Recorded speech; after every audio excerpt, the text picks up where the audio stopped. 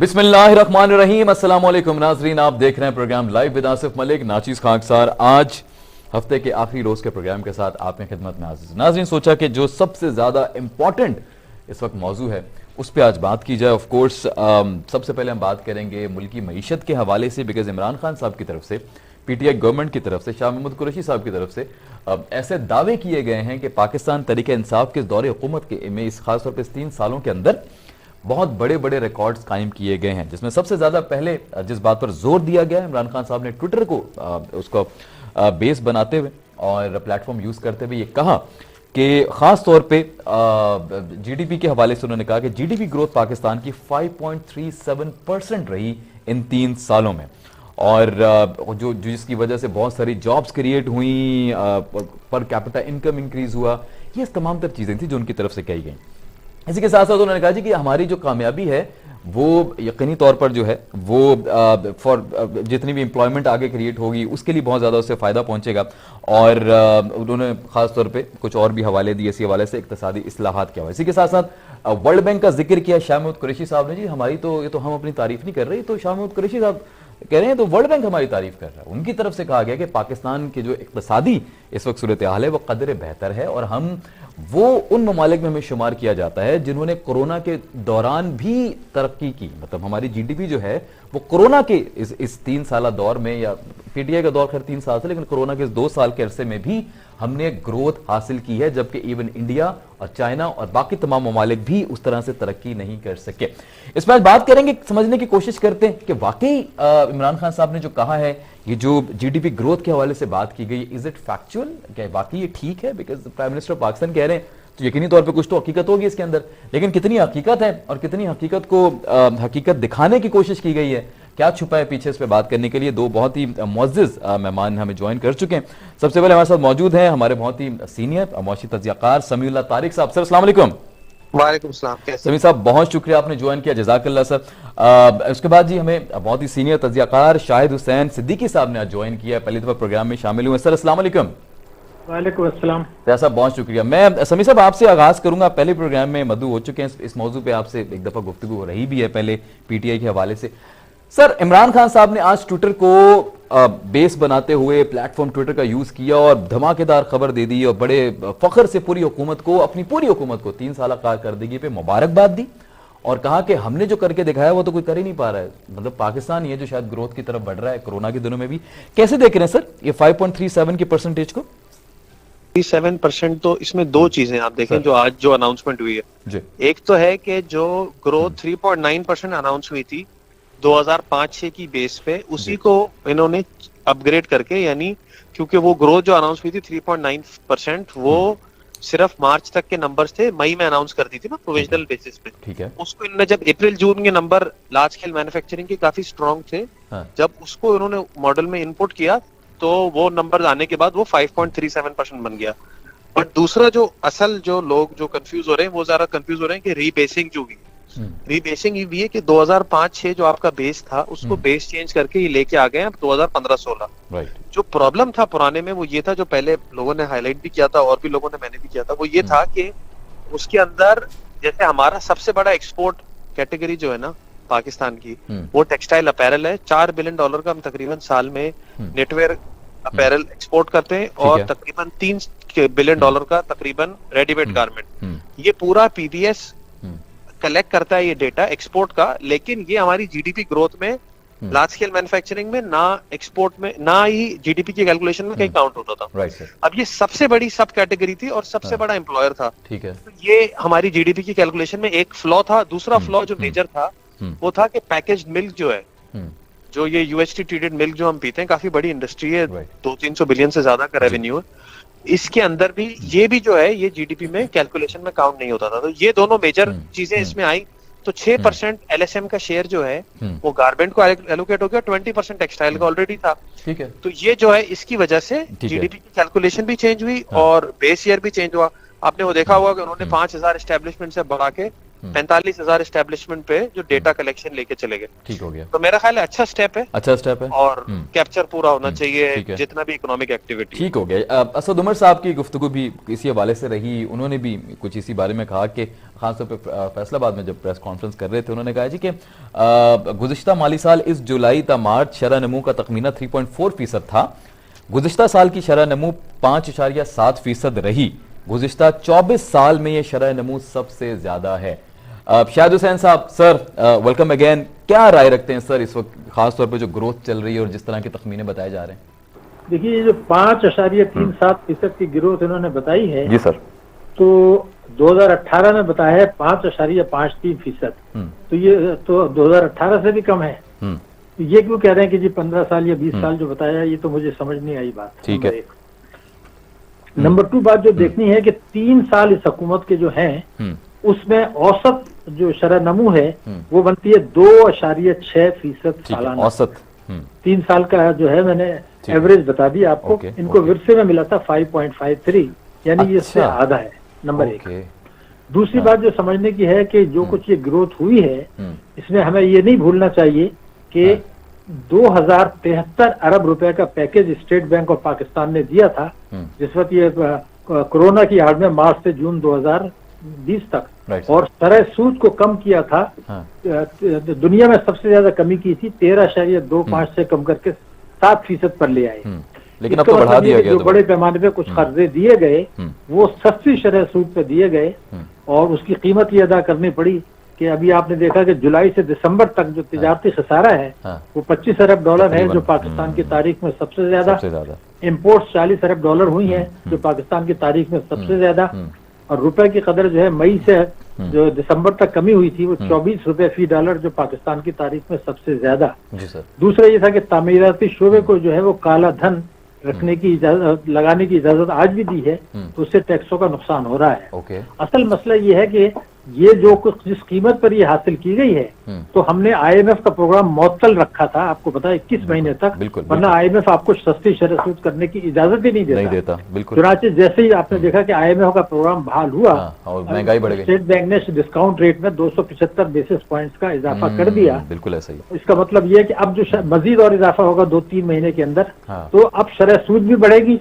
आलमी मंडी में पेट्रोल की कीमतें जो है वो बढ़ रही हैं, कमोडिटीज की कीमतें बढ़ रही हैं, तो और इसका मतलब ये होगा कि महंगाई जो है इस वक्त 12.3% बताई गई है दिसंबर में, जबकि इनको विरसे में मिली थी 4.5%। तो इसका मतलब ये है कि ये सस्टेनेबल नहीं है। और एक और खास बात ये है कि जो उन्होंने जो खातेदार होते हैं बैंकों के, करोड़ों खातेदार, उनको स्टेट बैंक ने शरह मुनाफा उनकी कम की है, वो खिलाफ वर्जी है बैंकिंग कंपनीज ऑर्डिनेंस 40A और 26A4 की। क्योंकि ये जो खाते हैं ये है नफा और नुकसान में शिरकत। स्टेट बैंक ने ये कहा कि ये नफा नुकसान के खाते जरूर होंगे, मगर आप इसको डिस्काउंट रेट से मुंसलिक कर दें, और इस तरह तकरीबन 700 अरब रुपया इन खातेदारों को कम दिया गया है कानून तोड़कर, जो मैंने आपको कानून बता दिए, बैंकिंग कंपनीज ऑर्डिनेंस और आईन पाकिस्तान की शिफ्ट 3।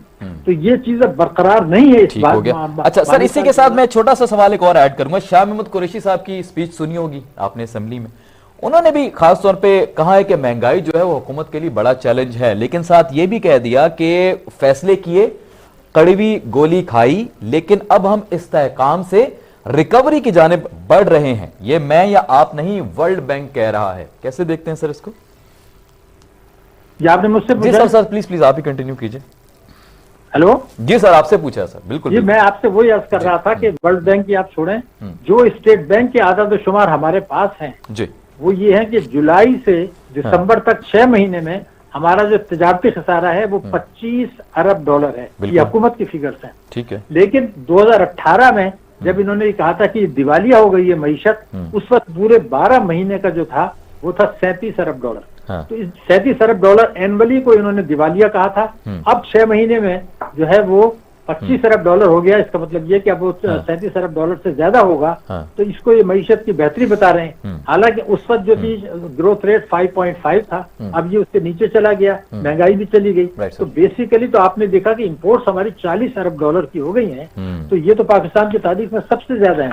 मगर जो चीज मुझे खौफनाक है वो मैं आपको बता दूं, इसलिए हम तो आदाद शुमार पे बात करते हैं जो हुकूमत की होती है, वो ये है कि 3 साल 6 महीने में इस जो तिजारती खसारा पाकिस्तान को हुआ है वो है 110 अरब डॉलर, 110 बिलियन डॉलर। तो अगर 110 अरब डॉलर के तिजारती खसारे पर आपका औसत ग्रोथ रेट 2.6% है, तो मेरे ख्याल से बहुत सारे सवालिया निशान हो जाएंगे। ये तो पॉलिसी सही नहीं है। लेकिन इसको छुपाने के लिए इन्होंने ये किया कि 90 अरब डॉलर के जो रेमिटेंसेज आई, उसको सरकारी की तरफ जाना चाहिए था, उससे इसको करंट अकाउंट डेफिसिट इन्होंने कम कर दिया और इसको कहा कि ये कारकुनों की तफसीलात हैं, स्टेट बैंक कह रहा है। तो उनसे पूछे कि 3 साल में अगर 90 अरब डॉलर भेजे हैं तो ये कारकुनों ने भेजे हैं, अगर इतने पैसा रकम वो भेजते तो कारकुन कहाँ रह जाते। ये तो इनकम टैक्स ऑर्डिनेंस 111(4) से फायदा उठा के यहाँ से पैसा जाता है हुंडी से, ये वापस आ जाता है और फिर दोबारा बाहर चला जाता है। वरना 90 अरब डॉलर अगर मुल्क में आते और 35 अरब डॉलर के बैरूनी कर्जे बढ़े तो 125 अरब तो बच जाता। जी हाँ, बिल्कुल सही कह रहे हैं। ठीक है सर, मैं आपकी तरफ वापस आता हूँ। समीउल्लाह साहब, मैं आपसे यही सवाल लेकर आऊंगा, खासतौर पर शाह महमूद कुरैशी साहब के ऑफ कोर्स मैंने एक जुमला दोहराया, इसी के साथ साथ उन्होंने पाकिस्तान मुस्लिम लीग नून की जो गुज़िश्ता गवर्नमेंट थी, जो जिससे इनको ये पूरा सिलसिला मिला, उनके बारे में कहा कि नून की हुकूमत का तुरा इम्तियाज था कि वो उन्होंने 5% ग्रोथ हासिल की। जिस सूरत हाल में उनकी हुकूमत ने और जिन हालात में हमने खासतौर पर 5.3 ग्रोथ हासिल की है वो मुख्तलिफ है। मतलब उन्होंने कहा नून का दौर अलग था, हमारा दौर टोटल मुख्तलिफ है। मेरे ख्याल में कोरोना की तरफ जिक्र कर रहे हैं। अच्छा, ऑपोजिशन जब हकाइक पर बात करेगी तो हम इसको तस्लीम करेंगे। ऑपोजिशन हमारा चैलेंज नहीं, महंगाई हमारा चैलेंज है। कैसे देखते हैं सर शाह महमूद कुरैशी साहब की आज की गुफ्तगू को? सबसे बड़ा चैलेंज, जैसे शाहिद साहब ने भी मेंशन किया कि एक तो इंपोर्ट्स है, यानी जो दरामदाद हमारी बहुत बढ़ गई है, और दूसरा है इन्फ्लेशन, महंगाई। इन दोनों में एक चीज मेजर कॉमन फैक्टर है जो कि आलमी कीमतों, आलमी मंडियों में जो अशिया है उनकी कीमतें, यानी पाम ऑयल की प्राइस है, क्रूड ऑयल की प्राइस है, LNG कोल की प्राइस है, मेजर ये 4 आइटम है। और पांचवा हमारी वैक्सीन की इंपोर्ट है। हम 3 अरब डॉलर की वैक्सीन इंपोर्ट कर ली हमने 6 महीने में, कभी जिंदगी में इतनी मेडिसिन इंपोर्ट नहीं की। तो ये 4-5 चीजें जो कि प्रॉब्लमेटिक एरिया है। दूसरी तरफ अगर आप देखें, जैसे इन्होंने मेंशन किया, यस ये वर्कर्स रेमिटेंसेस बहुत बढ़ गई हैं। पिछला साल हमने 31 अरब डॉलर पे खत्म किया है। और अगर तिजारती खसारे की भी ये बात करें तो मैं ऐसी एक बात कह दूं कि 2018 में हमारे जो रेमिटेंस और एक्सपोर्ट मिला के, दोनों मिला के 44 अरब डॉलर थे, जो अब बढ़ के 59 अरब डॉलर हो गए। इसमें ग्रोथ, यानी में बरामदाद और रेमिटेंस मिला के, जो दोनों मिला के हमारे इनफ्लो है। लेकिन दूसरी तरफ मसला है कि इंपोर्ट्स भी हमारी 60 की जगह 70 अरब डॉलर हो गई। इसमें 2 मेजर फैक्टर है। एक तो ये कि कुछ कमोडिटी प्राइसेस हमारी अब काफी बढ़ गई। दूसरा, हमने जो है वो मेडिसिन, ये वैक्सीन काफी इंपोर्ट की है। तीसरा, अंडर इनवॉइसिंग जो कम की, मोबाइल फोन वगैरह सब चीजें ऑफिशियल सिस्टम में लेके आ गए, वो सारी इंपोर्ट ऑफिशियल रिकॉर्ड होने लग गई, वो भी इंपोर्ट में आपको नजर आने लग गई। तो ये 3-4 चीजें हैं जिसकी वजह से इंपोर्ट काफी बढ़ गई है। अच्छा, कोरोना को आप कितना देखते हैं इसके अंदर? कोरोना का कितना अमल दखल है हुकूमत की कारकर्दगी में? क्या वाकई कोरोना ने बहुत इम्पैक्ट किया है हमारी हुकूमत को? जाहिर है, कोरोना में तो अगर आपने देखा हो, जब मार्च 2020 में लॉकडाउन हो गया था, उसको तो अभी तक मैं अभी टेक्सटाइल वगैरह वालों से बात कर रहे हैं, तो अभी तक जो है वो कंटेनर्स की शॉर्टेज तो अभी तक बहुत ज्यादा है। सर, टेक्सटाइल इंडस्ट्री की हम बात करें, सबसे ज्यादा ग्रोथ भी टेक्सटाइल और एक IT सेक्टर में देखी इस दौर के अंदर, जहां पे खासतौर पे इंडिया, बांग्लादेश, इर्द गिर्द के जितने ममालिक थे जहां के ऑर्डर्स कैंसिल हुए गुज़िश्ता साल, वो सारे पाकिस्तान को मिले। जितनी हमारी ताकत थी, जितनी हम ले सकते थे वो हमने उस वक्त किया, वो ऑर्डर बहुत मिले। लेकिन ये कि रेगुलर नहीं है वो, प्रॉब्लम्स का नहीं, मतलब रेगुलर तो है, लेकिन अभी भी जो है वो लॉजिस्टिक के इशू बहुत सारे हैं। ठीक है, आपने ऑर्डर लिया है तो यान नहीं मिल रहा है, या फिर माल जा नहीं रहा है, या पेमेंट फंस गई है, कुछ ना कुछ मसले मसाइल बहुत ज्यादा हो गए। तो ये भी नॉर्मल होते होते अभी जो है मुझे लगता है 6 महीने तो और लगेंगे। 6 महीने और लगेंगे। ठीक हो गया। शाहिद साहब, सर कोरोना की सूरत हाल पे जरा बात करें। क्या कोरोना वाकई हुकूमत के लिए नुकसान दे रहा है? कुछ तज्जियाकार ऐसा कहते हैं, और मैंने सुना भी है कुछ जराये से कि जी वो ये कहा जाता है कि PTI के लिए तो फायदेमंद साबित हुआ है कोरोना का दौर, ये तो अच्छी खासी इनको ग्रोथ कोरोना की वजह से मिली है। इसमें कितनी सच्चाई है सर? ये पोजीशन ये है कि फरवरी 2020 में कोरोना आया था सर, आपको याद है? बिल्कुल 2 साल। लेकिन ये हुकूमत जब आई तो 2019 का जो फाइनेंशियल ईयर था उसमें तकरीबन तमाम आशारिये नेगेटिव में गए थे। ग्रोथ रेट आ गया था 2.1%, 5.5% से, कोरोना से पहले का मैं बता रहा हूँ। जो फॉरेन इन्वेस्टमेंट है जो 2018 में आया था, 2019 में उससे कम आया, 2020 में उससे कम आया, 2021 में कम आया, यानी फॉरेन इन्वेस्टमेंट इस दौर में नहीं आया। टैक्स और जीडीपी का तनासुब गिर गया, महंगाई हमारी दुगनी हो गई। तो कोरोना से तो लॉटरी निकल आई इस सेंस में कि G20 ने कहा कि जी आप अपने कर्जे जो हैं फिलहाल वापस मत करें। ठीक है। IMF ने हमें जो है वो मजीद $2.8 अरब दिए कि आप ये निपटने के लिए इससे। तो हुकूमत को तो इससे एक तौर से देखा जाए कि फायदा हुआ। फिर ये बात हुकूमत को क्रेडिट है कि इन्होंने जो स्मार्ट लॉकडाउन का कंसेप्ट लाए उससे यहाँ पर तबाही बर्बादी बहुत कम हुई अल्हम्दुलिल्लाह दुनिया के मुकाबले में। उसका बेनिफिट, लेकिन उसकी आड़ में इन्होंने जो IMF का प्रोग्राम 21 महीने तक मुअत्तल किया और उसको सस्ती शरह सूद कर दी, डिस्काउंट रेट जो है अफराद दर से कम कर दिया। ये जो अशराफिया को नवाजने के लिए किया, जेन्युइन बिजनेसमैनों को नहीं दिया इन्होंने। वो तो बेचारे बिजली की नस्ल भी बढ़ा दिए आपने, गैस के नस्ल भी बढ़ा दिए, रुपए की कदर। अब तो सर खाद में भी, खाद का भी कीमत बहुत बढ़ गई, अब तो उसके ऊपर भी ये नुकसान थे। देखिए जब हुकूमत आई थी तो 124 रुपए का डॉलर था, अभी जो है वो 178 तक आ गया, तब थोड़ा सा इम्प्रूवमेंट आया है। तो सवाल ये कि इतना बड़ा जबरदस्त अगर कमी आप रुपए में गिरा देते हैं, जबकि 65-70 अरब डॉलर की हमारी इंपोर्ट है, तो फिर तो ये पूरी मईशत को इन्होंने डिस्टॉर्ट कर दिया ना इसकी आड़ में। और वो इसलिए किया कि IMF के प्रोग्राम को मुअत्तल करके जो सस्ते शरह सूद पे कर्जे दिए, तो जेन्युइन बिजनेसमैनों ने तो बहुत कुछ किया, लेकिन लोग गैर जरूरी गाड़ियां और इम्पोर्ट खरीदने लगे। और मैं अभी फिगर देख रहा था जो आप हैरान होंगे, शायद दुनिया में वाहिद मुल्क है इस्लामी जमहूरिया पाकिस्तान के जो तिजारती बैंक है, कमर्शियल बैंक, उन्होंने गवर्नमेंट को कर्जे दिए 13,800 और निजी शोबे को दिए 8,000। तो कमर्शियल बैंक तो कर्जे देता है तिजारत के लिए, वो तो इंटरेस्ट उसके ऊपर पूरा अपना, हम लोग गवर्नमेंट को कर्जे दे रहे हैं। तो ये तो बैंकों को स्टार्ट कर दिया एक तरफ, और दूसरी तरफ अब स्टेट बैंक से कहते हैं कि आप कर्जे नहीं ले सकते, तो वो भी हुकूमत के पास है, हुकूमत यहाँ भी आएगी, तो निजी शोबे को कौन कर्जे देगा? ये तो परेशानी की बात है ना। सर एक चीज ऐड करें जरा, आप कंप्लीट कर लें जी, कंप्लीट कर लें आप जो बात कर रहे थे इसको। नहीं, मैंने बात कर ली, ठीक है। मैं समझ थी कि state bank is a banker of last resort. Right. अब ये उन्होंने मुआहदा कर लिया कि जी वो स्टेट बैंक उनको कर्जे, हुकूमत को कर्जे नहीं देगा। अगर हुकूमत अपने स्टेट बैंक से नहीं लेगी तो क्या किससे लेगी? अब इसी पे मेरा अगला सवाल है, बिल्कुल ठीक है आपने, इसी पे अगला सवाल है, क्या वाकई अच्छा स्टेट बैंक को पहले बता दिया ऑटोनॉमस हो गया वो, कोई उसके ऊपर इख्तियार नहीं रहा हुकूमत का, वो तो IMF के उसमें चला गया, ये इस तरह की खबरें आ रही थी। बाद में फिर हमाद अजहर साहब, शौकत तरीन साहब, काफी जितने भी सीनियर रहनुमा ने कहा ऐसा कुछ नहीं है, अभी भी एक कमेटी रहेगी जो कंट्रोल करेगी, हुकूमत के कंट्रोल में है। इसकी एक्चुअल स्टोरी क्या है सर? स्टेट बैंक के क्या वाकई हुकूमत के कंट्रोल में है या वो डायरेक्ट अब लिंक्ड हो चुका है IMF से? मुझसे पूछते हैं? जी सर, आप इसी स्टेट बैंक के जी शायद सर जी सर इसी का बताइएगा, स्टेट बैंक का। सर देखिए ऐसा है कि स्टेट बैंक ऑफ पाकिस्तान में मैं बिल्कुल जिम्मेदारी से कह रहा हूं कि ये जो हमारे गवर्नर साहब हैं, ये IMF से इनको लेकर आए थे और वहाँ कोई बहुत सीनियर पोजीशन इनकी नहीं थी कंट्री में। अच्छा। रिप्रेजेंट करते थे मिस्र में। जब यहाँ आ गए तो इन्होंने पहले तो 13.25% तक ले गए बढ़ा के इंटरेस्ट रेट को, और फिर महंगी शरह सूद पे बहुत सारे कर्जे ले आए। तो इन्होंने 6,000 अरब रुपए का नुकसान पाकिस्तान को पहुंचाया था। फिर इसके बाद जब कोरोना हुआ तो कहा कि दुनिया में सबसे ज्यादा कमी कर दी और फिर उसके बाद रुपए गिराना शुरू कर दिया। तो ये जो खिलवाड़ हुई इसमें एक और इन्होंने जो ज्यादती की है जो इसमें शौकत तरीन ने बताई है, वो ये बताई है कि जो ड्राफ्ट बनाया गया था खुद मुख्तारी का, वो इन्होंने बना के दिया था IMF को, और उसकी कुछ शिकें जो थी आईन पाकिस्तान से मुतसादिम थी। तो सवाल ये पैदा होता है कि अगर गवर्नर स्टेट बैंक इस किस्म का ड्राफ्ट सबमिट कर देता है और जिसमें कि ये फाइनेंस मिनिस्टर कहता है कि जी वो आइन से मुतसादिम थी जिसको आपने दे दिया, तो वो, और दूसरा मैंने कहा खिलवाड़ किया रुपए की कदर के साथ, खिलवाड़ किया शरह सूद के साथ। ये जो 3 चार्जेस हैं इस पर अकाउंटेबिलिटी करने के बजाय आप ये कह रहे हैं कि जी आपकी मुद्दत भी 5 साल हो गई, आप किसी को आंसरेबल भी नहीं है, आप कर्जे भी नहीं देंगे।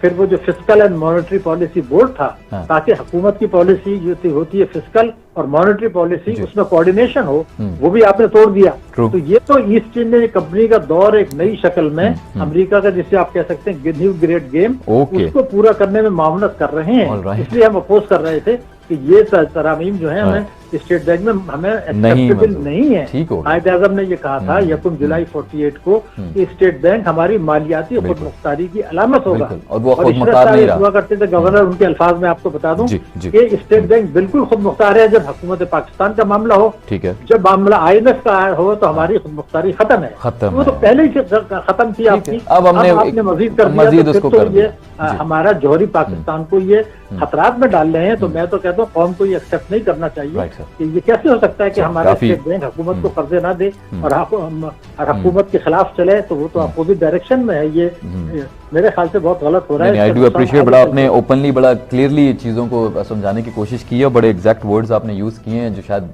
बोलने चाहिए, इस पे बात करना चाहिए। कैसे देखते हैं सर?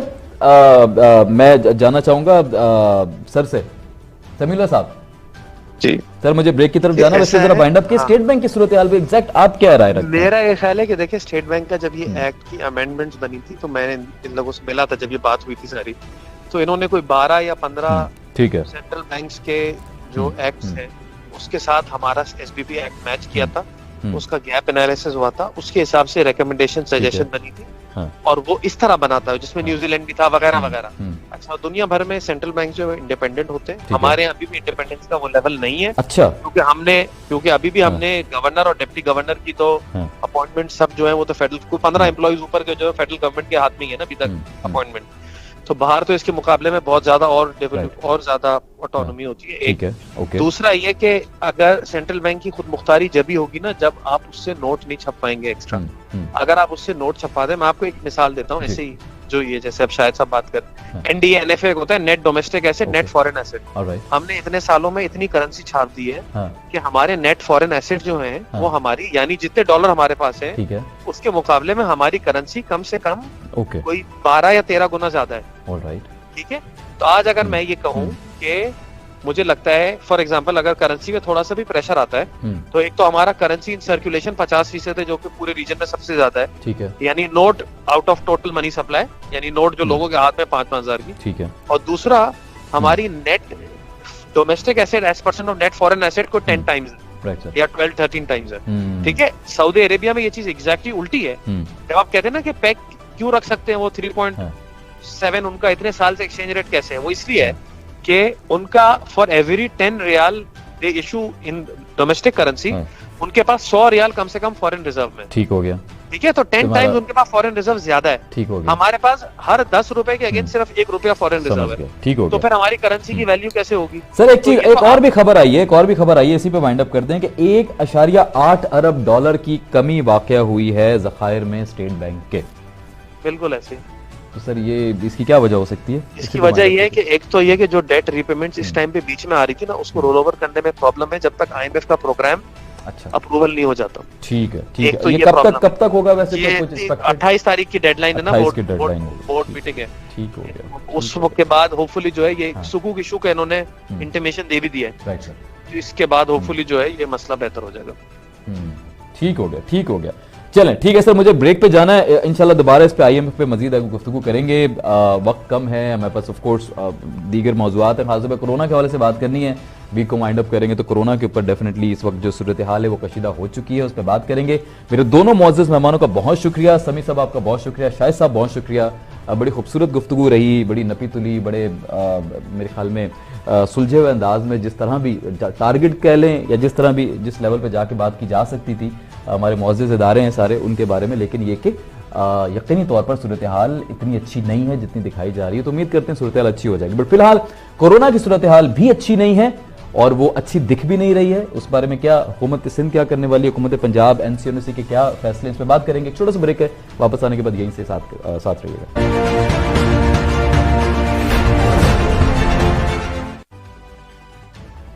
जी नाज़रीन, वेलकम बैक। लौट कर वापस आ चुके हैं और बात करेंगे कोरोना के हवाले से। ये हफ्ता भी गुजर गया लेकिन सूरत हाल जो है वो संभलने को नहीं आ रही। 7,600 से ज्यादा केसेस जो हैं वो रिपोर्ट हुए और ये फिगर बढ़ता जा रहा है। ये 5,000 से 6,000, अब 7,000 और अल्लाह न करे ये फिगर आगे मजीद भी बढ़ सकता है ओवर द वीकेंड। कुछ जगहों पर पाबंदी लगाई गई है, स्कूल्स में अब तक प्रॉपर पाबंदी नहीं लगी है। 12 साल से कम उम्र जो उनको कहा गया जी कि खासतौर पर वैक्सीनेशन की तरफ ध्यान दिया जाए एनसीओसी की तरफ से, और फिर सूबाई हुकूमतों को इख्तियार दिया गया कि वो फैसला करेंगी। सूबाई हुकूमतों में सिंध हुकूमत की हम बात करें तो उन्होंने ये फैसला किया है कि जहां पे केसेस बढ़ रहे हैं उन स्कूल्स को बंद भी कर दिया जाएगा और 50% अटेंडेंस पे भी हम जा रहे हैं। इसी के साथ साथ वैक्सीनेशन करवाई जाएगी तमाम, खासतौर पर जिन सिटीज में रेशो ज्यादा है वहां पे वैक्सीनेशन का अमल ज्यादा तेज किया जाएगा। ओमिक्रॉन के हवाले से भी जो है वो सूरत हाल कशीदा हो चुकी है। लाहौर में भी यही सूरत हाल है, पंजाब में भी इंडोर डाइनिंग पे पाबंदी लगाई गई, हॉल्स पे पाबंदी लगाई गई, तो उसके खिलाफ खैर फैसले को चैलेंज भी कर दिया गया है कि जब तमाम कारोबार खुले हैं तो फिर पंजाब में शादी हॉल्स में इंडोर पाबंदी क्यों लगाई गई है। ये खैर इस तरह के रिएक्शंस आते हैं बिजनेस कम्युनिटी की तरफ से जब हुकूमत कुछ करना चाहती है और उनको जब मेडिकल एसोसिएशंस की तरफ से कुछ रिकमेंडेशंस दी जाती हैं, because they are bound to do it and they have to do it for the betterment of the people, but उसके बावजूद ऑफ कोर्स जो बिजनेस कम्युनिटी है उनके भी कुछ खदशात होते हैं। जैसे लास्ट टाइम स्कूल्स के हवाले से बात की थी, आज बात करेंगे इस मौजू पे। सबसे पहले मैं ज्वाइन किया है हमारे बहुत ही मोअज़्ज़ज़ मेहमान डॉक्टर कैसर सज्जाद साहब ने, सेक्रेटरी जनरल हैं पीएमए के। सर अस्सलाम वालेकुम। वालेकुम अस्सलाम। डॉक्टर कैसर साहब बहुत शुक्रिया, आपने वक्त निकाला। यकीनी तौर पे सूरत हाल बड़ी कशीदा हो चुकी है। आप ही के साथ मैम सिमी जमाली साहब ने भी ज्वाइन कर लिया है, साबिक डायरेक्टर रह चुकी हैं जेपीएमसी की, बहुत सीनियर डॉक्टर हैं। अस्सलाम वालेकुम मैम। अस्सलाम वालेकुम जी। मैम बहुत शुक्रिया, आपने वक्त दिया। नासिर बुखारी साहब ने आज यकीनी तौर पे फर्स्ट टाइम हमें ज्वाइन किया, डॉक्टर नासिर बुखारी साहब, और फाउंडिंग प्रेसिडेंट हैं people's professors forum, Pakistan people's party की तरफ से। तकरीबन 250 से ज्यादा प्रोफेसर्स हैं और खासतौर पर इस्लामाबाद में एक यूनिवर्सिटी में टीचिंग भी करते हैं। सर अस्सलाम वालेकुम। वालेकुम अस्सलाम। सर बहुत शुक्रिया, आज पहली दफा आपसे बात हो रही है। सर मैं आपसे बल्कि पहले आज आगाज इसलिए भी करना चाहूंगा बिकॉज मुझे जब मैंने प्रोग्राम से पहले जब मैंने कॉल की डॉक्टर साहब को, तो डॉक्टर साहब ने कहा ठीक है हम बिल्कुल बात करते हैं, लेकिन कुछ अरसे बाद मुझे पता चला, कुछ देर बाद, कि डॉक्टर साहब के अपने बेटे को कोरोना है एंड डॉक्टर साहब वाज इन दी हॉस्पिटल। तो लेकिन उसके बावजूद डॉक्टर साहब ने कहा कि ठीक है आप मुझे कॉल पे लीजिएगा, मैं बात करना चाहूंगा कोरोना के हवाले से। डॉक्टर साहब रियली अप्रिशिएट दैट, और हमारी दुआ है कि अल्लाह ताला आपके फर्जंद की सूरत हाल है जिसको आपने बताया कि 103 पे बुखार भी है कोरोना के बाद, वो बिल्कुल ठीक हो जाएं and we pray for him.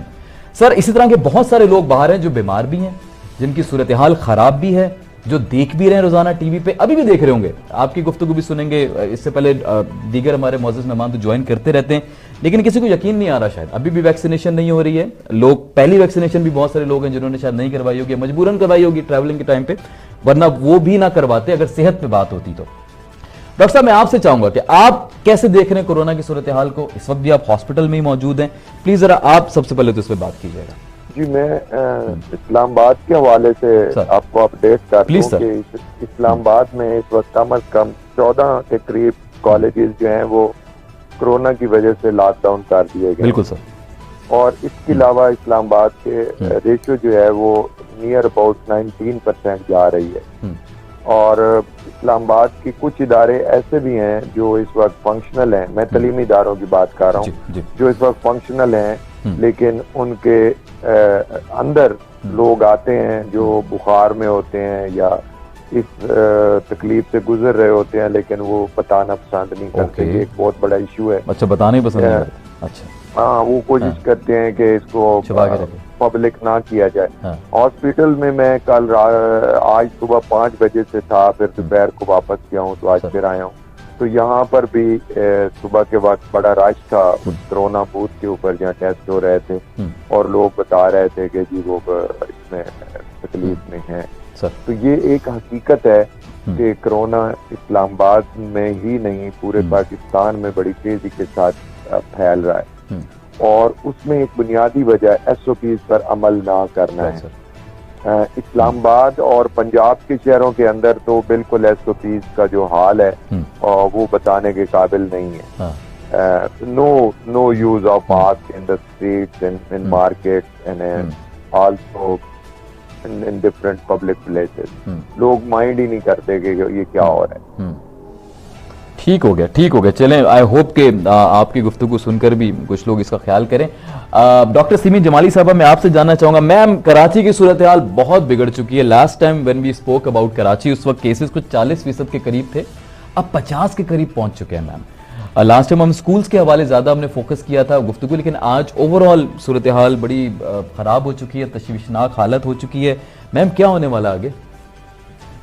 देखिए अभी तो thank you so much for inviting me again, और मैं डॉक्टर कैसर सज्जाद से कहना चाहती हूँ कि अल्लाह ताला उनके बेटे को जल्द सेहतयाब करे। नहीं ये डॉक्टर नहीं डॉक्टर साहब के डॉक्टर कैसर सज्जाद साहब के बेटे बिल्कुल ठीक है, डॉक्टर नासिर बुखारी साहब गुफ्तगू कर रहे हैं। Sorry doctor Nasir Bukhari, alright, sorry I missed. अच्छा तो अल्लाह ताला उनके बच्चे को सेहत और तंदुरुस्ती दे। मैं सबसे ज्यादा इस वक्त इस बात के लिए कंसर्न हूँ कि अभी तक पीक जो है वो आई नहीं, we haven't touched the peak. इसके बावजूद we are about at the rate of 60% और हम अभी पीक पे की तरफ जा रहे हैं। हर घर इफेक्ट हुआ है इस कोविड से और हर घर में कोई ना कोई कोविड का शिकार हुआ है। हमने पहले देखा first wave, second wave, third wave, fourth wave, हम हर वक्त लोगों को ये आगाही देते रहे, डॉक्टर्स, नर्सेज, पैरामेडिक्स, हर एक, लेकिन आखिर में अब सबने मेरा ख्याल में हिम्मत हार दी है और अब कोई भी मास्क नहीं लगा रहा। It is so sad to see कि हमारे कराची में के जैसे शहर में आज आपको 1% लोग भी नहीं नजर आएंगे जो मास्क लगाएंगे, सिवाय वो जिनको जरा ज्यादा डर हो और फ्रीली घूम रहे हैं सारे शहर के अंदर। 1000 दफा बताया कि क्राउड कलेक्शन ना हो, आप इस वक्त तकारीब वगैरह ना करें, इंडोर डाइनिंग पे शुक्र अल्हम्दुलिल्लाह के कुछ पाबंदी हमारे चीफ मिनिस्टर साहब ने लगा दी है और इंडोर डाइनिंग पे भी पाबंदी है। और आई थिंक बड़े मिक्स्ड सिग्नल्स जा रहे हैं इस वक्त लोगों की तरफ से। कुछ डर रहे होते हैं लोग कि जी आप बिजनेस सेंटर्स को ना बंद कर दें, मगर आप अपनी और बेशक ये माइल्ड बीमारी होगी, बिल्कुल ओमिक्रॉन जो है एक माइल्ड वायरस है, लेकिन इसकी इन्फेक्टिविटी तो देखें कि हर एक को जल्दी फैल रहा है, जल्दी लग रहा है एक से दूसरे को, और ट्रांसमिसिबिलिटी इसकी बहुत ज्यादा हाई है। तो व्हाई आर वी वेटिंग कि एक कोई जेनेटिक चेंज हो जाए इसके इसमें मेकअप में, and then we are in for great trouble और हम हर एक को इन्फेक्ट करते चले जाएं। तो स्कूल्स को बंद करने पर मैं लास्ट टाइम भी कह रही थी और अब मैं फिर देख रही हूँ कि मिक्स सिग्नल्स आ रहे हैं। मुझे लग रहा है आपकी बात पे ही अमल होने वाला है, जो आपने लास्ट टाइम कहा था कि 2 से 3 हफ्तों के लिए करना पड़ेगा। बिल्कुल ये करना पड़ेगा। This is for the health of our nation, हमारे बच्चों की हेल्थ बहुत इंपॉर्टेंट है। एक घर में कोविड जाएगा तो सारे घर वाले इन्फेक्ट हो जाएंगे, तो बेहतर है कि जो अभी बच सकते हैं उनको बचा के हम रखें।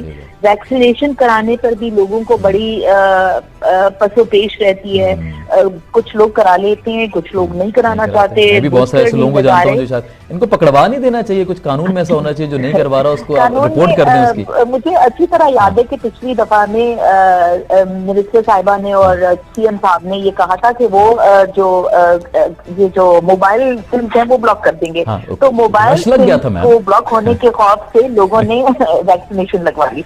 अब मेरा ख्याल से कुछ और करना चाहिए ताकि वैक्सीनेट भी हो लोग, और अपने लिए खुद करना चाहिए ना। लेकिन गवर्नमेंट कितना कर सकती है, हाथ पकड़ के आप you can take the horse until the water but you can't get the horse to drink the water. तो इसलिए you have to like you know do something yourself. आज खुद करेंगे वरना we will all be in trouble. Very true ma'am.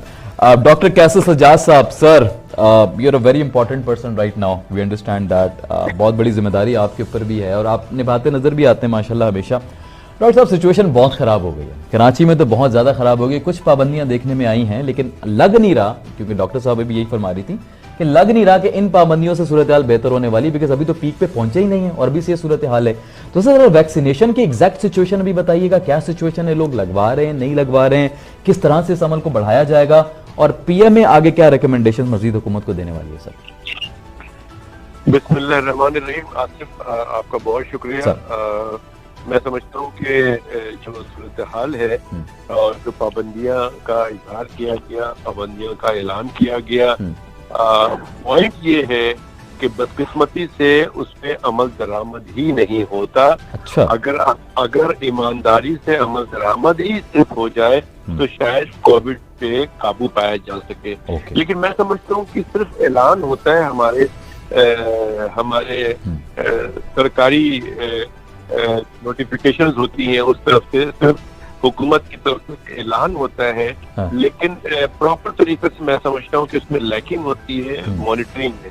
अगर ये monitoring हो जाए तो बहुत अच्छा होगा। दूसरी बात ये है कि मैंने आज सुन रहा था तो पंजाब में यास्मीन राशिद ने इंडोर डाइनिंग खुला रखा हुआ है और वो 300 लोगों का उन्होंने कहा है कि हमने 300 और नहीं, उनके तो फैसले को चैलेंज कर दिया गया कोर्ट में, एक दरखास्त दी गई है इनकी तरफ से, हॉल्स वालों की तरफ से कि सब खुला है तो हॉल्स ही क्यों बंद करेंगे। नहीं, लेकिन बात सारी ये है कि हुकूमत पर की रेट होनी चाहिए ना। देखिए मैं इसीलिए कहता हूँ कि आपको एक यूनिफॉर्म पॉलिसी बनाए, और जिस तरह की अभी सूरत हाल है इस मुल्क में, मैं बार बार कह रहा हूँ कि जब तक आप एक यूनिफॉर्म पॉलिसी नहीं बनाएंगे। यूनिफॉर्म पॉलिसी थोड़ा सा इसको समझाइएगा। देखें यूनिफॉर्म हमारे यहाँ जो यूनिफॉर्म जो एक सिचुएशन नजर आ रही है वो ये कि NCOC, national command and control centre, वही एक हमारा यूनिफॉर्म इदारा है, वही बता रहा है क्या करना है, कैसे करना है, सूबों को कौन से इख्तियार हैं, विभाग को कौन से इख्तियार हैं। क्या उसके अलावा भी आपको लग रहा है कि मजीद कुछ गुंजाइश है अभी बिल्कुल बिल्कुल अच्छा बिल्कुल यूनिफॉर्म पॉलिसी से मेरी मुराद ये है कि जो एनसीओसी या फेडरल गवर्नमेंट जो भी फैसला करती है उसमें स्टेक होल्डर्स और इसमें प्रोविंशियल गवर्नमेंट के लोग रिप्रेजेंटेटिव स्टेक होल्डर्स जो डॉक्टर्स की नुमाइंदा जमा है, लाइक पीएमए के लोग हों और दूसरे ऐसे इदारे हों कि जिसमें कि बैठ के वो एक यूनिफॉर्म पॉलिसी बना दे कि हाँ जी ये करना है। अब मिसाल के तौर पे इस वक्त पूरे पाकिस्तान में बहुत तेजी से ये फैल रहा है। अभी तो आप 50% कराची की सुन रहे हैं, 50% वो है वो लोग जिन्होंने अपना टेस्ट करवाया है। बिल्कुल सही फरमाया आपने, बिल्कुल सही फरमाया। तकरीबन 20 से 25, ये मैं एहतियात से बात कर रहा हूँ कि 20 से 25% वो लोग हैं कि जो टेस्ट नहीं कराते और जिनके घर में अगर 5 लोग इन्फेक्टेड है तो एक ने करा लिया है, बाकी ने नहीं कराया है। तो अब ये फिगर जाके 75-80% बन जाती है कराची की, और कमोबेश इसी तरह से और ये सूरत हाल खराब होती जा रही है। इस्लामाबाद की, मुजफ्फराबाद की, हैदराबाद, हमारे हैदराबाद को बिल्कुल 18% क्रॉस कर गया, चीजें खराब हो रही है। तो करना ये चाहिए मैं समझता हूँ हुकूमत को कि पूरे पाकिस्तान में इस वक्त मैं समझता हूँ कि बहुत ही क्लोज मॉनिटरिंग करके आप उस शॉप को, उस रेस्टोरेंट को, उस तालीमी इदारे को, उस शादी हॉल को बंद करना शुरू करें। जब तक आप बंद नहीं करेंगे तब तक ये बदएहतियाती या वायलेशन ऑफ एसओपी चलता रहेगा। ठीक हो गया। तो मैं समझता हूँ कि एक तो ये करें, और अगर आप ये नहीं करेंगे तो फिर वही बात आएगी कि लोगों को घर पे बैठाना पड़ेगा, और उसको घर पे बैठाने के लिए वही है कि लॉकडाउन आप करें। सब चीजों से आप इसके फैलाव को रोकने का सिर्फ एक तरीका है कि लोगों को घर पे फैलाए। अगर लोग खुद एहतियात नहीं कर पा रहे और हुकूमत एहतियाती तदाबीर नहीं अपना पा रहे, करा पा रही है, एसओपी पे अमल दरामद नहीं करा पा रही है, तो ये तो बहुत तेजी से फैल रहा है। और एक बात और मैं आसिफ 2 मिनट दूंगा, प्लीज सर प्लीज। अगर लोग ये समझ रहे हैं हमारी बात का माइल्ड टू मॉडरेट सिम्टम होता है, मामूली सा सिम्टम होता है, एक्चुअली अब जो है मामूली सा सिम्टम नहीं है। अब जितनी भी कॉल मैं रिसीव कर रहा हूँ उनको कुछ लोगों को बुखार 10 दिन से उतर नहीं रहा, कुछ लोगों की जिस्म का दर्द नहीं जा रहा है, खासकर टांगों में बड़ा शदीद दर्द होता है कि लोग परेशान होते हैं, कुछ लोगों को खांसी नहीं जा रही है। और अब आज मैंने 2 लोगों की कॉल रिसीव की है जिसमें उन्होंने कहा कि डॉक्टर साहब मेरा टेस्ट चला गया और इसमें भी चला गया। पहले ये चीजें शिकायत नहीं हो रही थी, लेकिन मैंने जैसे आपके प्रोग्राम में पहले भी कहा था कि अगर ये डेल्टा वेरिएंट के साथ मिलकर, क्योंकि ये डेल्टा वेरिएंट का सिम्टम है, अगर ये डेल्टा वेरिएंट के साथ मिलके कोई नया वेरिएंट बना लेगा तो फिर कोई ना कोई गड़बड़ होगी। तो मुझे डर इस बात का कि खुदा न खास्ता आगे 1-2 हफ्ते में या मिड ऑफ कुछ इस तरह की सूरत हाल वेरिएंट पाकिस्तान में आ गया, ठीक है, तो उसको तो डायग्नोस आपका भी यही खदशा है। डॉक्टर साहब भी, हाँ डॉक्टर साहब भी यही फरमा रही थी, आप भी, तो बड़ा सीरियस हो सकता है। डॉक्टर नासिर बुखारी साहब, यकीनी तौर पे आप पीपल्स पार्टी से लिंक भी हैं, पीपल्स प्रोफेसर फोरम के फाउंडिंग प्रेसिडेंट भी हैं, बहुत बड़ा माशाल्लाह आपका एक ताल्लुक है पीपल्स पार्टी से भी, एक जिम्मेदारी है आपके कांधों पे। Sir implementation, let's talk about Sindh right now. People's party की हुकूमत तक सिंध में है, आप उसी जमात से ताल्लुक भी रखते हैं। अभी कैसर सजाद साहब ने भी कुछ कंसर्न्स अपने शेयर किए हैं कि ऑर्डर देना तो आसान है, ऑर्डर दिया जाता है, लेकिन किसी भी जगह को on reality basis, on ground basis बंद नहीं किया जाता। वो जगह बैन होती नहीं है, सिर्फ कह दिया जाता है कि हम बंद कर रहे हैं। सर कैसे देखते हैं इसको, कहाँ पे कोताही रह जाती है? जी, इसमें पीपल्स पार्टी का जो शुरू वाला पहली वेव आई थी उसमें इनिशिएटिव बहुत शानदार रहा। उन्होंने सिंध को लॉकडाउन भी किया और सिंध के अंदर रोकने में भी कामयाब रहे। अब भी सिंध की गवर्नमेंट जो है वो लीडिंग फ्रॉम द फ्रंट है, लेकिन कोताही वहां रह जाती है जब सियासी नुमाइंदे इंटरफियर करते हैं कि मेरे इलाके में ये काम ना करो, थोड़ा सा आगे कर।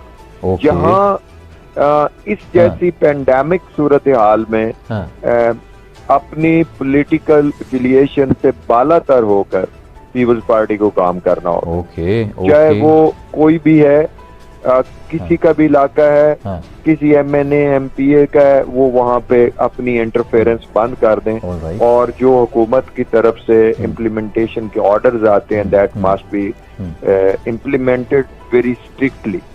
और अभी खबर इस्लामाबाद की चल रही है कि आज रात 12 बजे से इस्लामाबाद में 24 गलियां सील कर दी जाएंगी। इसका मतलब ये है कि जो डॉक्टर कैसर सजाद साहब फरमा रहे हैं कि it's really very increasing in Pakistan. तो हमें इसके ऊपर कोई कॉम्प्रोमाइज नहीं करना चाहिए, कोई कॉम्प्रोमाइज। पीपल्स पार्टी की गवर्नमेंट तो मेरा ख्याल है इस मुल्क में वैध गवर्नमेंट है जो थोड़ी सेंसिबली डील कर रही है चीजों को, तो उन्हें मजीद इसको रैशनली देखना होगा कि इम्प्लीमेंटेशन जो है वो हर हाल में होनी चाहिए। ठीक है डॉक्टर साहब, मैम क्विक 1 मिनट, क्या डिसीजंस लेने चाहिए इस वक्त खासतौर पे सिंध हुकूमत को? ये मेरा ख्याल से तो सिंध हुकूमत को इस वक्त काफी स्ट्रिंजेंट मेजर्स लेने की जरूरत पड़ गई है, इसलिए कि we have the highest number of patients right now and the highest number of people affected, so specially in Karachi. तो इसलिए हमें इस वक्त ये सोचना चाहिए कि स्कूल्स को तो बिल्कुल बंद कर दें। ठीक हो गया, मैं ये नहीं कह रही कि आप मुस्तकिल बंद कर दें, लेकिन आई थिंक कि ये बच्चों को फैलेगा और बच्चों को 2 से 3 हफ्ते जो आप एक ड्यूरेशन सजेस्ट कर रहे हैं, स्कूल के अलावा आपको क्या लग रहा है क्या बंद करना चाहिए? स्कूल्स के अलावा मेरे ख्याल से लोगों को SOPs पर अमल दरामद कराने की जरूरत है, लेकिन ये गैर जरूरी तौर पर घरों से बाहर ना निकलें। क्या करें? वो ड्यूरेशन होती थी शाम को 6 बजे सब बंद कर देते थे मार्केट्स वगैरह, वो होना चाहिए। वेल आई थिंक अब इवेंचुअली 6 बजे नहीं तो 7 बजे अब ठंड भी हो रही है कराची में। और देखिए एक और बात भी है कि फ्लू भी बहुत फैला हुआ है इस वक्त शहर के अंदर, तो हर दूसरे पर्सन को फ्लू भी हुआ है, तो we need to be careful with that. अगर फ्लू और कोविड के वायरसेस आपस में मिल जाएंगे they will cause further aggravation of the situation. तो आई थिंक इस वक्त के लिए अगर थोड़ा तहम्मुल से सब्र से गुजारा करें और मास्क लगा लें कम से कम, और कुछ ना करें मास्क लगाएं और कुछ टाइमिंग शादियों को कुछ कम कर दें, क्राउड्स को कुछ कम कर दें, टाइमिंग बंद कर दें, शॉपिंग भी कुछ कम कर दें। तो मेरा ख्याल से कोई मजाका नहीं है 2-3 हफ्तों के लिए। डॉक्टर कैसर सजाद साहब सर, क्या रिकमेंडेशन है अब तक के लिए हुकूमत को, सिंध हुकूमत को? डॉक्टर नासिर साहब भी सुन रहे हैं, क्या रिकमेंड करेंगे सर सिंध हुकूमत को?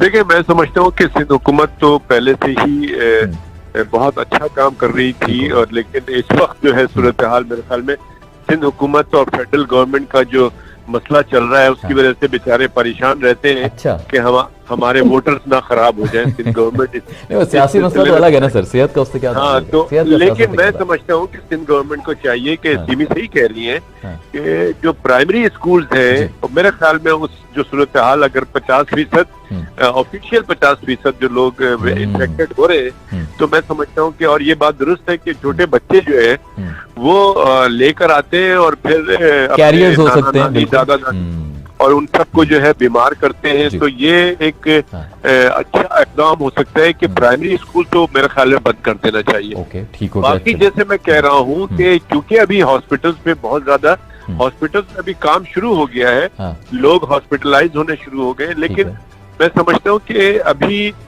वो सब चीजें बंद करने की जरूरत नहीं है। हाँ, वो चीजें बंद कर दें, या वो इदारा, वो ऑफिस, वो शादी हॉल या वो स्कूल्स जो SOPs पे अमल दरामद नहीं कर रहे हैं। मैं समझता हूँ कि तो 80% कोई भी नहीं कर रहा, लेट्स बी ऑनेस्ट, 80% कोई भी नहीं कर रहा, तो क्या करें सब? लेकिन नहीं, मैं समझता हूँ कि देखें, अगर आप 2-4 शादी हॉल को बंद करेंगे, 2-4 स्कूल बंद करेंगे, तो बाकी खुद ब खुद ठीक हो जाएगा मामला। अच्छा, जब आप मॉल बंद करेंगे, मॉल में सख्ती से देखेंगे कि ये वैक्सीनेटेड है कि नहीं, उसको परमिशन मिलेगी, तो फिर मैं समझता हूँ कि दूसरे खुद ब खुद एग्जाम्पल सेट करना स्टार्ट करना पड़ेगा ताकि बाकी लोग भी उससे खौफ खाएं। एक खौफ की फिजा कायम करनी पड़ेगी। बिल्कुल आपको, और एसओपीज पे अमल दरामद कराने के लिए एक और जुमला मैं आपको देता जा रहा हूँ कि ईमानदारी से एसओपीज पे अमल कराएं।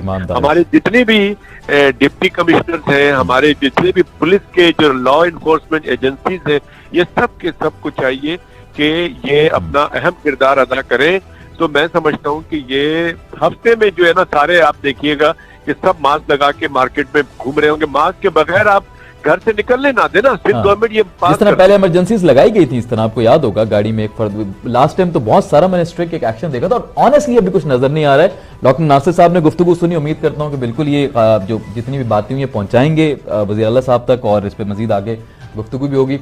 बहुत शुक्रिया डॉक्टर नासिर साहब आपका, डॉक्टर कैसर सजाद साहब, डॉक्टर सीमी जमाली साहब, आप सबका बहुत शुक्रिया। और सब ने एक बात की, प्लीज मास्क लगाइए, एसओपीज को फॉलो कीजिए, वरना सूरत हाल बहुत ज्यादा कशीदा जो हो चुकी है वो और ज्यादा कशीदा हो जाएगी और शायद हमारे कंट्रोल में भी ना रहे। सो दुआ करें कि चीजें अच्छी रहें, आपकी भी, आपके घर वालों की भी, चाहने वालों की, सबकी सेहत अच्छी रहे।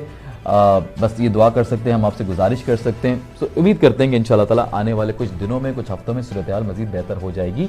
प्लीज एसओपीज को फॉलो कीजिए, रिक्वेस्ट है स्टार न्यूज के प्लेटफॉर्म से। आज के लिए इतना ही, इंशाल्लाह मंडे को आपसे मुलाकात होगी, इंशाल्लाह किसी अच्छी खबर के साथ ही मुलाकात होगी। तब तक अपना बहुत ख्याल रखिए। आसिफ मलिक को इजाजत दीजिए। फी अमानिल्लाह, पाकिस्तान से।